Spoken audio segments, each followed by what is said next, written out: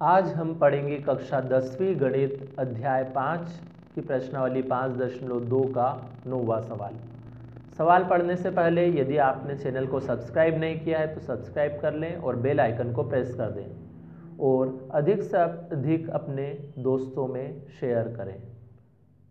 अब सवाल है 9वां, यदि किसी एपी में तीसरे और 9वें पद क्रमशः 4 और -8 है तो इनका कौन सा पद शून्य होगा। तो सबसे पहले हम लिख लेंगे दिया है, क्या दे रखा है प्रश्न में कि यदि किसी एपी में तीसरे और 9वें पद दे रखे हैं। तीसरा पद कितना है 4 है और 9वां पद कितना है -8 है। तो हम लिख लेते हैं तीसरा पद यानी क्या लिखेंगे A3, क्योंकि तीसरे पद को A3 से दर्शाते हैं। अब तीसरा पद दे कितना रखा है 4 दे रखा है, तो बराबर में हम लिख देंगे 4। अब A3 को क्या लिखा जा सकता है A+2D, क्योंकि यहाँ जो अंक होता है उससे एक कम D में होता है, यानी यहाँ अगर 3 है तो उससे एक कम यानी 2 रहेगा। तो A+2D लिख दिया हमने इसको और बराबर में है हमारे पास 4। ये बना दी समीकरण 1। अब और 9वें पद, तो 9वें पद मतलब A9, क्योंकि 9वें पद को क्या लिखेंगे A9 लिखेंगे अपन। और 9वां पद दे कितना रखा है -8 दिया है, तो बराबर में लिख देंगे हम -8। अब A9 को क्या लिखा जा सकता है A+8D, क्योंकि यहाँ जितना होता है उससे एक कम D में रहेगा, मतलब 9 है तो 8 रहेगा, तो A+8D और बराबर में है -8। इसको बना देंगे समीकरण 2।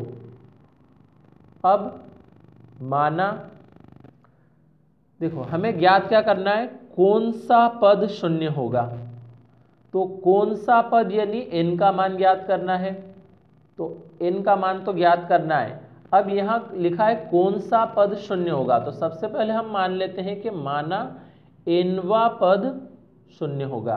nवां पद यानी an का मान कितना होगा शून्य होगा। तो ये an बराबर 0 तो हमने माना, और ज्ञात क्या करना है कौन सा पद यानी n का मान ज्ञात करना है। तो लिख देते हैं n बराबर प्रश्नवाचक चिन्ह।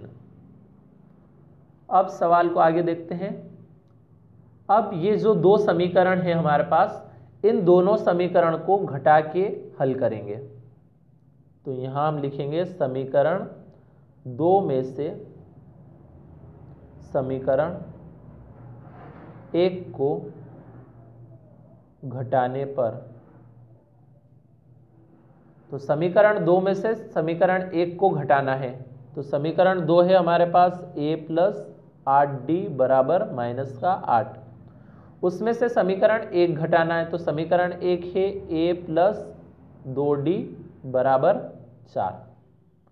अब जब भी समीकरणों को घटाया जाता है तो नीचे वाली समीकरण के चिन्हों को बदल देते हैं। जैसे इस नीचे वाली समीकरण के जो भी संख्याएं हैं उन सभी के चिन्ह बदलने। 4 अभी प्लस का नजर आ रहा है, इसे हम माइनस का कर देंगे। 2 प्लस का है, इसे भी माइनस का कर देंगे। और ए भी ये प्लस का है, इसको भी माइनस का कर देंगे। तो अब ये ए प्लस का है और ये ए माइनस का हो चुका है, तो प्लस ए से माइनस ए कट जाएगा। अब 8D प्लस का है और ये 2D माइनस का, तो एक संख्या प्लस की और एक माइनस की होती है तो उन्हें हम घटाते हैं। 8D में से 2D घटाएंगे तो कितना बचेगा 6D, और बराबर में ये -8 है और ये -4, दोनों ही माइनस की संख्या है यानी जुड़ जाएगी। तो 8 और 4 12, और चिन्ह बड़ी संख्या का आता है यानी माइनस आएगा। तो D बराबर हमारे पास बचेगा -12 और ये 6 आ जाएगा बटे में। तो हम 6 से 12 को काट देंगे, 6 दूनी 12, तो D बराबर बचा -2। ये तो D का मान आया है अभी।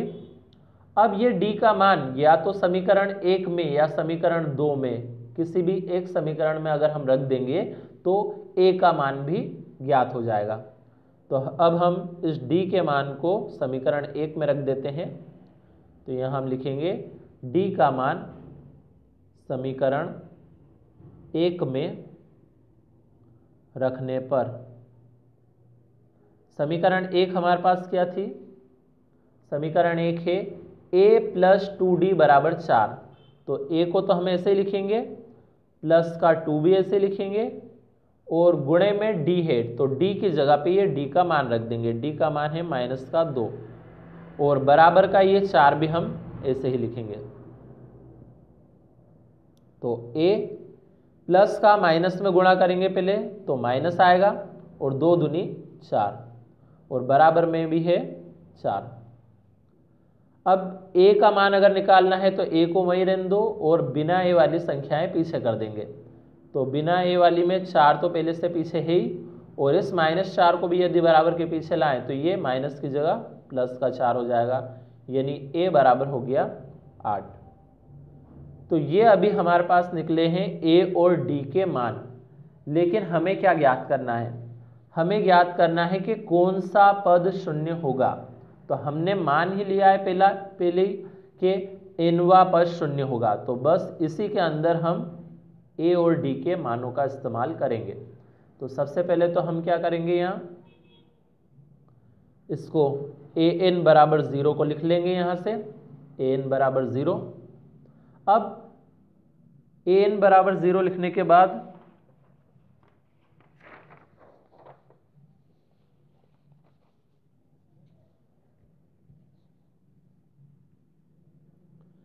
इस an के लिए सूत्र क्या होता है? a + n-1 × d, और बराबर का ये 0 हम ऐसे ही लिख देंगे। अब इसमें a और d के मानों को रख देंगे तो हमारे पास n का मान ज्ञात हो जाएगा। तो a का मान हमारे पास कितना है? 8 है, तो a की जगह 8 रखा, प्लस n-1 को ऐसे ही लिखेंगे, और गुणित d। तो d का मान कितना था हमारे पास? -2 था, तो d की जगह पे हम -2 रख देंगे, और बराबर का 0 ऐसे ही। अब ये 8 ऐसे ही लिखा हमने। अब -2 इस संख्या के गुणे में, इस कोष्टक के n-1 के, तो इस -2 का गुणा हम n में भी करेंगे, और -2 का गुणा -1 में भी। तो जब -2 का गुणा n में किया तो कितना हो गया? -2n, और -2 का गुणा जब -1 में करेंगे तो माइनस माइनस हो जाएगा प्लस, और 2 एकम 2, और बराबर का 0 ऐसे लिख देंगे। तो अब हमें मान n का निकालना है, तो n वाली संख्या को तो यहीं रहने देना है। साथ में हम इसको पहले जोड़ भी लेते हैं। 8 और 2 ये दोनों जुड़ के कितने हो गए? 10। ये 2n माइनस का 2n ऐसे ही लिख दिया, बराबर 0। अब n का मान निकालना है तो n वाली संख्या हम बराबर के आगे रहने देते हैं, और बिना n वाली संख्या को पीछे ले जाएंगे।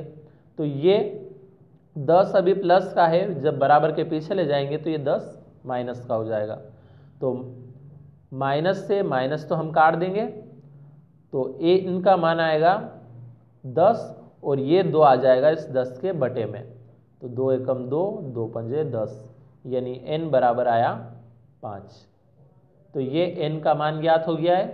यही हमें ज्ञात करना था, क्योंकि हमें कौन सा पद शून्य होगा, तो कौन सा पद का मतलब n का मान ज्ञात करना था। तो n का मान कितना आया?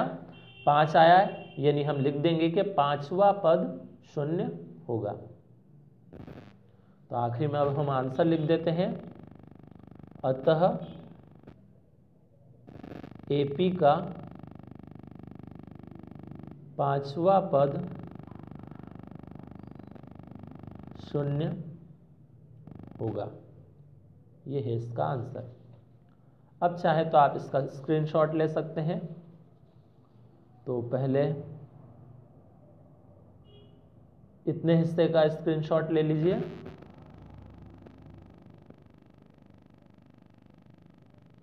इसके बाद